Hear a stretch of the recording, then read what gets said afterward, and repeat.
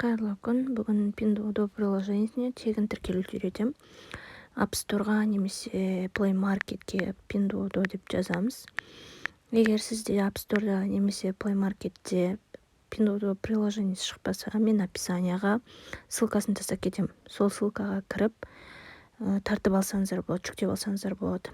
Каналға жазылып лайк басып кетіңіздер. Алдағы уақытта тағы да пайдалы ақпараттар шығып отырады. Pinduoduo'ны тартамыз, міне значогы шықты. Pinduoduo'ға кіреміз. Осы көк жазуды басамыз. Көк жазуды басқаннан кейін бізге телефон номері арқылы тіркелу деген шығады. Соны басамыз.